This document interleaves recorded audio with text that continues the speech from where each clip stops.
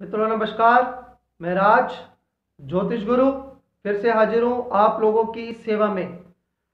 और हर बार की तरह इस बार भी हम एक नए टॉपिक नए विषय पर बात करेंगे। और आज का हमारा टॉपिक है भृगु नंदी नाड़ी एस्ट्रोलॉजी। और उसमें हम देखेंगे बर्थ ऑफ अ चाइल्ड, यानी कि चार्ट देखकर हम कैसे पता लगाएं कि बच्चे का जन्म कब होगा और कैसे कैसे होगा, या विवाह के कितने समय बाद होगा, या दूसरा बच्चे का जन्म में और कितना समय लग सकता है। चलिए इसी चीज को लेकर हम शुरू करते हैं।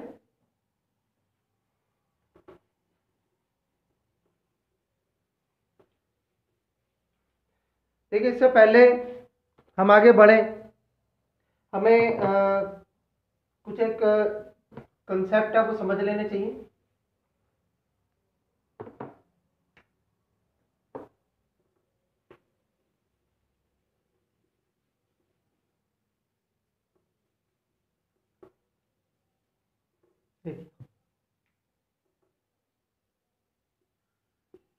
सन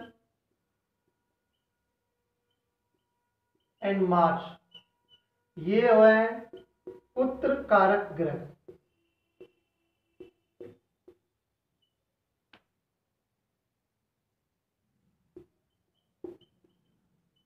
मरकरी एंड वीनस ये है पुत्री यानी कि डॉटर, पुत्री कारक ग्रह। सन एंड मार्स आर द सन कारका प्लैनेट, यानी कि सन और मार्स जो है वो पुत्र संतान देते हैं, जबकि बुध और वीनस वो पुत्र यानी कि डॉटर संतान की उत्पत्ति में सहायक होते हैं। और जुपिटर क्या है? जुपिटर खुद संतान कारक ग्रह है। इस चीज को हमें समझना जरूरी है। अब टाइमिंग हम कैसे निकालेंगे, तो उस चीज के लिए मैं एक एग्जांपल लूंगा और उस एग्जांपल से हम उस चीज को समझेंगे। देखिए मित्रों, बहुत सी कुंडली या बहुत से चार्ट्स ऐसे होते हैं जिन्हें हम देखते ही फटक से समझ लेते हैं, लेकिन बहुत से चार्ट ऐसे होते हैं जो कॉम्प्लिकेटेड होते हैं और उनमें थोड़ी सी जुगत लगाने की, नहीं थोड़ी सी स्टडी करने की हमें ज़रूरत पड़ जाती है। चलिए मैं एक चार्ट बना रहा हूं आप लोगों के सामने।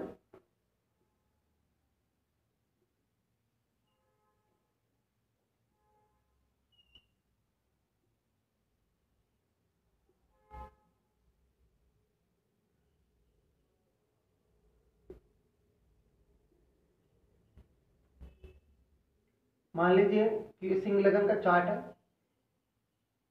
आप इसे दूसरे चार्ट में साउथ इंडियन पैटर्न में भी चेंज अप करके स्टडी कर सकते हैं।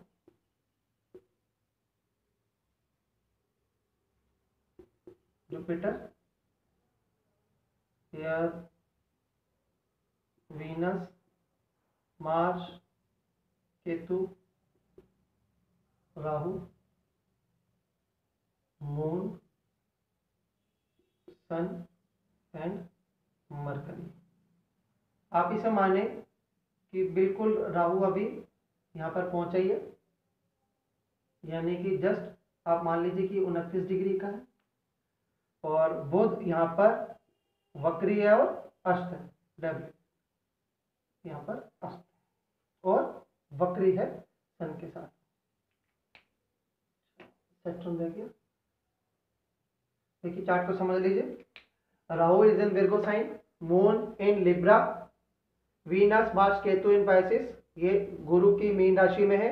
सन and Mercury is in Aries sign, sun यहाँ पे एक्सॉल्टेड है और मेष राशि में बैठा है बुध के साथ। बुध यहाँ पे वक्री है और अस्त है। Jupiter is in Taurus sign, Jupiter जो है वृष राशि में, and Saturn is in Cancer sign, कर्क राशि। अब देखिए ये जातक है, एक नेटिव है, इसकी अब हमें संतान कैसे कैसे और कब कब होनी है इसकी हमें स्टडी करनी है। लेकिन उससे लिए पहले हमें देखना पड़ेगा कि इसकी जो है मैरिज कब हुई, क्योंकि जब तक मैरिज का नहीं पता लगेगा तब तक संतान का कैसे पता लगाएंगे। मान लीजिए कि इस जातक का विवाह जो है 22.5 से 23 साल के बीच में संपन्न हुआ। अब हमें इस चीज की स्टडी करनी है कि 22.5 से 23 साल के बीच में, मान लीजिए 23 ईयर्स ओल्ड था ये जातक जब इसकी शादी हुई। अब हम जानते हैं मूवमेंट ऑफ प्लैनेट्स या प्रोग्रेशन ऑफ प्लैनेट्स को देखते हैं। देखिए यहाँ पे जुपिटर है। Jupiter start it's first round from 0 to 12, यहां से मूव करेगा और यहां पर 12 साल का हो जाएगा। Then he will start from here, अब यहां से स्टार्ट करेगा। अब यहाँ पे 12, 13, 14, 15, 16, 17, 18, 19, 20, 21, 22 और मैंने क्या बताया था 22.5 से 23 वर्ष के बीच में। तब जुपिटर यहाँ पे पहुंच गया, यानी कि मूवमेंट ऑफ प्लैनेट जुपिटर का यहाँ पर हो रहा था।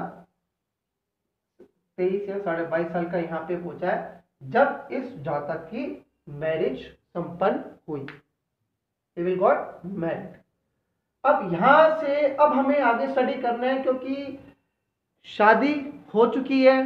अब हमें देखना है कि बर्थ कब होगा और कौन सा जो है संतान पहले आएगा, पहले बॉय आएगा या पहले गर्ल आएगा। तो सबसे पहले हमें इस चीज को देखना है। देखिए 22.5 से 23 साल की उम्र में जो है जातक का जो जुपिटर यहाँ पर आ चुका, लेकिन इस चीज को हम थोड़ा सा और आगे स्टडी करना चाहते हैं। यहाँ पे 22.5 से 23 साल है।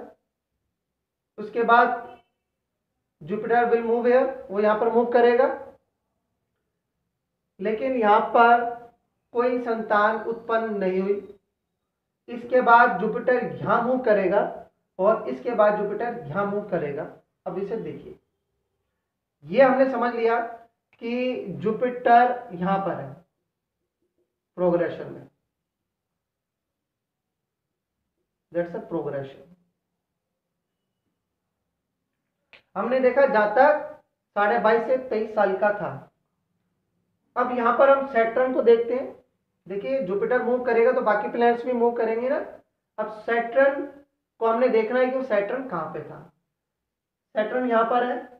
यहां से 30 साल का एक उसका चक्र होता है, यानी कि जब वो यहां पर पहुंचेगा सैटर्न, तो 15 ईयर्स कवर कर चुका होगा।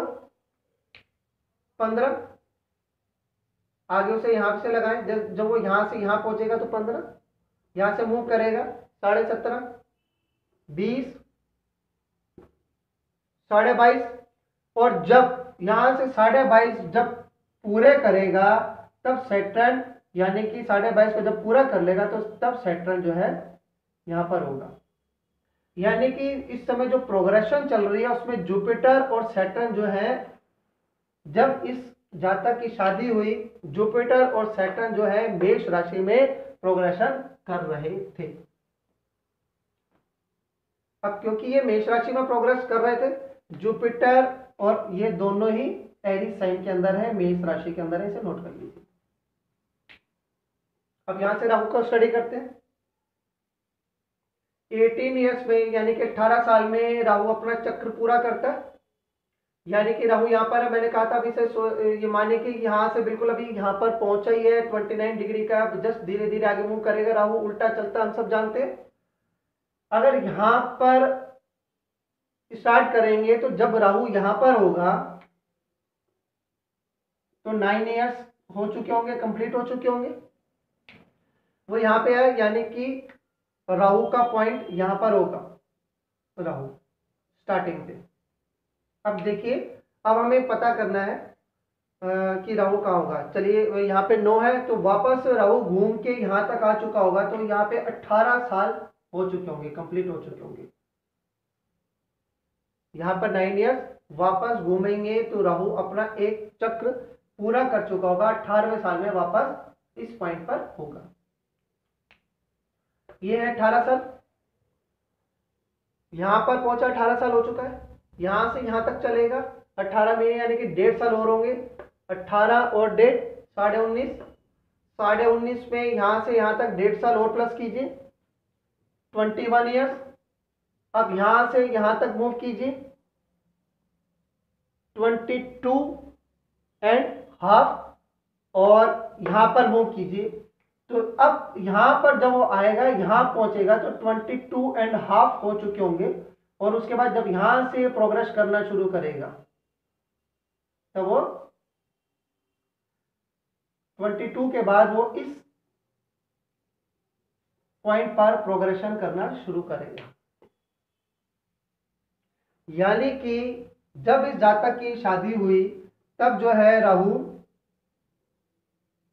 मिथुन साइन यानी कि जेमिनी में प्रोग्रेशन कर रहा था। ठीक है मित्रों, यहां तक हमने सारी चीज कवर की। अब जुपिटर यहां से यहां पहुंचेगा, ये 23 साल का है, 23 से यहां पर 1 ईयर और ऐड होंगे, 24 साल, तब 24 साल का हो जाएगा। अब यहां पर आप देखें,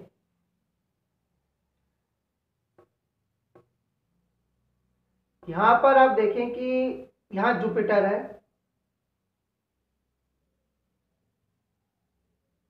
ठीक है जी। यहां पर इस जातक को कोई संतान उत्पन्न नहीं हुई। जुपिटर 23 से यहां पे पहुंचा, जब 24 ईयर्स का हुआ, जुपिटर का प्रोग्रेशन हुआ, तब कोई संतान उत्पन्न नहीं हुई, क्योंकि जब राहु यहां पर होगा तो केतु जो है यहां पर था, यानी कि वो जुपिटर का उस समय सिग्निफिकेटर बना हुआ था, और हम जानते हैं कि केतु संतान नहीं देता। तो यहां पर जो जुपिटर वो खाली चला गया, उसने कोई संतान उत्पन्न नहीं की। इसके बाद जब जुपिटर यहां पर आया, यहां पर ऑलरेडी राहु मूव कर रहा था। अब जब जुपिटर यहां पर पहुंचा है तो आप देखिए राहु यहां से, अब राहु इधर की ओर मूव कर रहा है, तब तक सैटर्न जो है 2.5 ईयर्स होने के बाद सैटर्न यहां पहुंच जाएगा, यहां से वो इधर सैटर्न पहुंच जाएगा। यहां पर राहु ऑलरेडी मूव कर रहा है। नेटल में भी आप, अगर नेटल चार्ट में भी आप देखें तो राहु जो है, बुध जो है राहु का सिग्निफिकेटर है, राहु की एक राशि के अंदर बैठा है, और राहु की दूसरी राशि, राहु बुध की दूसरी राशि के अंदर भी उसमें प्रोग्रेशन में है। जबकि नेटल चार्ट में बुध की जो विर्गो राशि है, जो कन्या राशि है, वहां पर राहु ऑलरेडी बैठा हुआ है नेटल चार्ट के अंदर। तो जब गुरु यहां पहुंचा, यहां पे भी कोई संतान गुरु नहीं दे पाया। राहु यहां से मूव कर रहा है, ये इधर से मूव कर रहा है, जबकि सैटर्न यहां से आगे अब निकलने वाला है, वो यहां से मूव कर रहा है। अब गुरु पहुंचा है यहां पर, यहां 23 साल का था, 24, 25, 26, जब जातक पहुंचा तब 26 ईयर्स का यहां पर हो चुका था। शनि यहां से यहां मूव कर चुका है, और राहु वहां से मूव निकलने वाला है, मूव करने वाला है। सैटर्न वहां पे क्रॉस कर चुका है, राहु इसे क्रॉस कर चुका है, और जुपिटर जो है, जो नेटल का सैटर्न है, उस पे मूव कर रहा है। यहां पर देखिए किसी तरह का प्रोग्रेशन में नेटल में इस सैटर्न के ऊपर राहु का कोई प्रभाव नहीं है। गुरु प्रोग्रेशन के अंदर इस समय जुपिटर जो है, जब ये 26 ईयर ओल्ड था तो वो मूव कर रहा था कर्क राशि पर, कैंसर साइन पर, दैट्स द फीमेल साइन। ये चंद्रमा की राशि है, और चंद्रमा शुक्र की राशि के अंदर है। Venus is the significator. आप अगर देखें तो जो मून है वो वीनस की राशि के अंदर है, वीनस का प्रभाव लिए हुआ है। तो इनडायरेक्ट अगर आप रिलेशन देखें तो जब जुपिटर इस सैटर्न पर आया तब वो शुक्र के प्रभाव में पहुंचा। और शुक्र क्या होता है? पुत्री कारक, यानी कि बेटी कारक यहां पर ग्रह है। यहां पर जुपिटर ने इस जातक को संतान उत्पन्न की, और इस जातक की जो पहली संतान है वो लड़की उत्पन्न हुई। कब हुई? जब ये 26 साल का हो चुका।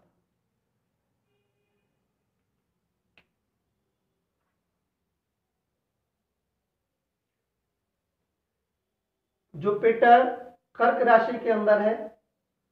कर्क राशि का मालिक चंद्रमा शुक्र की राशि के अंदर है। चंद्रमा खुद एक फीमेल प्लेनेट है, शुक्र की राशि है, और शुक्र जो है वो पुत्री कारक ग्रह है। तो इनडायरेक्ट वे में रिलेशन बनते हुए जुपिटर ने यहाँ पर इस जातक को सबसे पहले पुत्री दी, और पुत्री कब दी? शादी के लगभग 3, सवा 3 या 3.5 साल के बाद, जब जातक 26 को पार कर चुका था, यानी कि जब 26 और 26.5 वर्ष के आसपास का वो हो गया, जब वो 26 साल का था। क्योंकि यहाँ पर हम डिग्रीज को काउंट नहीं कर रहे, इसलिए एग्जैक्ट तो नहीं बता सकते, लेकिन आप तरीका इस चीज को समझ लीजिए कि कैसे काउंट करते हैं। और नेक्स्ट टाइम मैं कोशिश करूंगा कि मैं डिग्रीज को लेकर भी चलूं, तो ताकि और ज़्यादा हम जो है टाइमिंग्स या और ज़्यादा हम उसके करीब पहुंच सकें। चलिए अब देखिए, जब इसका जन्म हो गया, अब राहु यहां पर आ चुका है, जातक अब यहां से चलेगा और अब जातक यहां पहुंचेगा जब वो 27 साल का होगा। चलिए अब इस चीज को आगे देखते हैं। अगर राहु यहां पर पहुंचेगा, अगर इधर राहु होगा तो केतु यहां पर मूव करेगा। कहां पर मूव करेगा? स्कॉर्पियो राशि के अंदर, जो मंगल की राशि है। देखिए यहां पे जुपिटर पहुंचा है सिंह राशि के अंदर, केतु स्कॉर्पियो के अंदर विराजमान है, सन जो है मंगल की राशि एरीज के अंदर, हालांकि उच्च का है, मेष राशि के अंदर है, लेकिन केतु ने मंगल की एक राशि को मैलिफिक कर दिया, जिसका प्रभाव मंगल ने इनडायरेक्ट वे में सन के ऊपर दिया, और ये राशि, ये साइन पीड़ित हो गया। यहां पर जुपिटर फिर कोई संतान नहीं दे पाया। अब उसके बाद जुपिटर यहां पहुंचा, ऑलरेडी यहां पर राहु विराजमान है।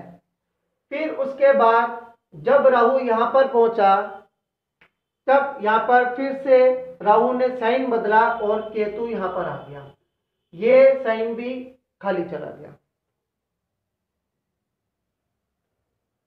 ठीक है मित्रों, इतना तो अब तक समझ में आ रहा होगा आपको। इसके बाद जब जुपिटर यहां से यहां पहुंचा, देखिए जब जुपिटर यहां से यहां पर पहुंचा है, अब आप तब तक सैटर्न लगाएं। ये हो गया 26, 27, 28, 29 और 30। अब ये लगभग 30 साल का यहां पर हो चुका है। अब देखिए, सैटर्न जो है यहां मूव कर रहा था, यानी कि 1 2 3 4 5 1 2 3 4 4 साल हुए। तो आप इसे लगाएं कि शनि यहाँ से 2.5 और 2.5 1.5, तो अभी शनि जो है यहाँ पर लगभग मूव कर रहा होगा। शनि इधर कर्क राशि के अंदर मूव कर रहा होगा, यानी कि सैटर्न पे सैटर्न। अब जुपिटर यहाँ से 1 2 3 4, अब जुपिटर यहाँ पर है, लेकिन यहां पर भी जातक को कोई संतान नहीं मिल पाई। कारण कि जब केतु यहां मूव कर रहा है, तब राहु यहां पे मूव कर रहा है, यानी कि यहां पर उसने, राहु ने मंगल की राशि को पीड़ित किया और संतान संबंधी समस्या यहां पर उत्पन्न की, जातक के लिए खड़ी कर दी। अब यहां से फिर जातक आगे चला, अब यहां पे आ गया 31 ईयर्स। 31 ईयर्स जब यहां पे पहुंचा, तो अब आप देखें,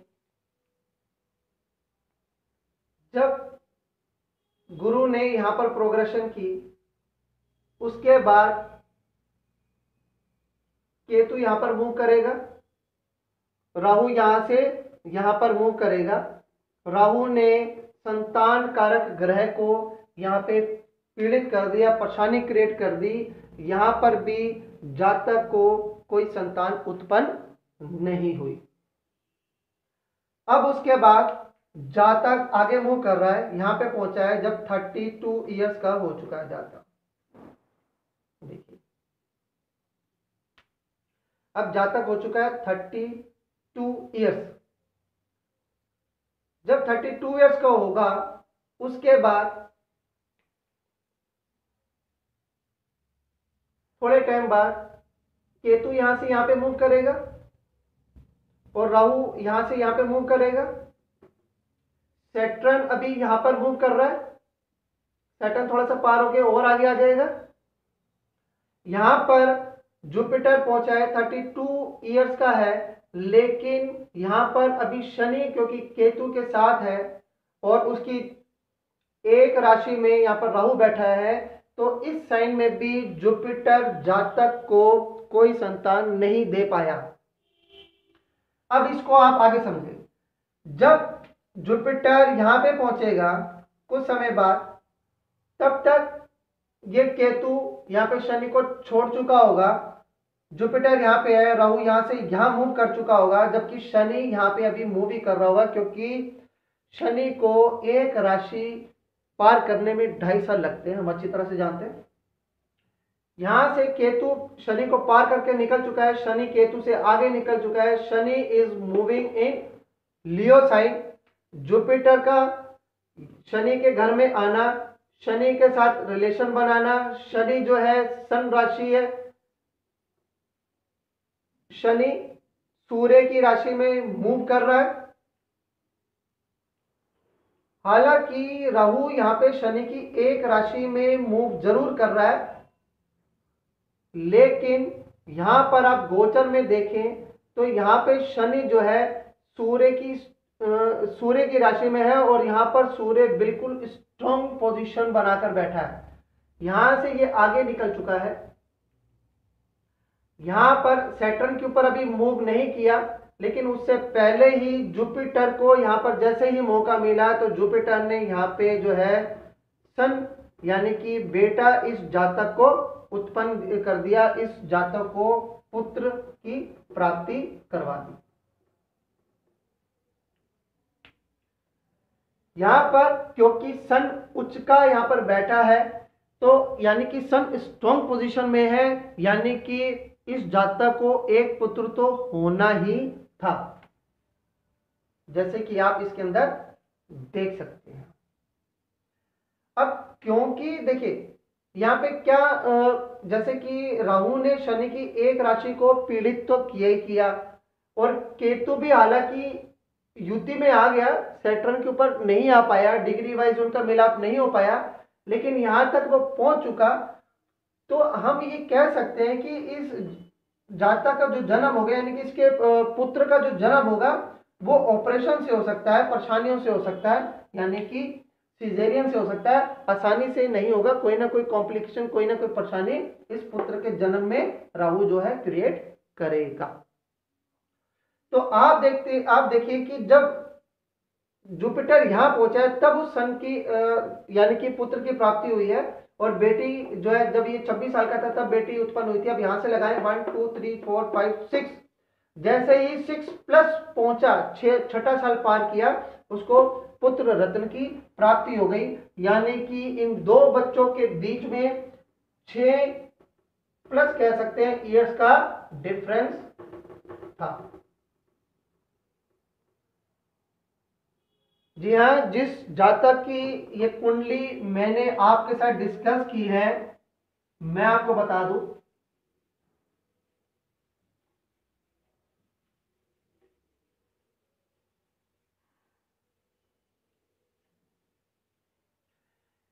इसकी बड़ी बेटी है और उसका जन्म है 2003 का, और उसके बाद इसका छोटा बेटा है, उसका जन्म है 2009 का।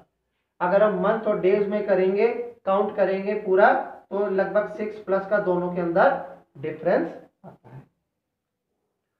यह था कि अगर आप बारीकी से आप देखना चाहते हैं कि किस तरह से कितने साल में, एग्जैक्ट कितने साल में डिफरेंस रहा होगा या कितना होगा, लेकिन अगर आप मोटे मोटे तौर पे देखना चाहते हैं तो आप उसे मोटे मोटे तौर पे कैलकुलेट कर सकते हैं।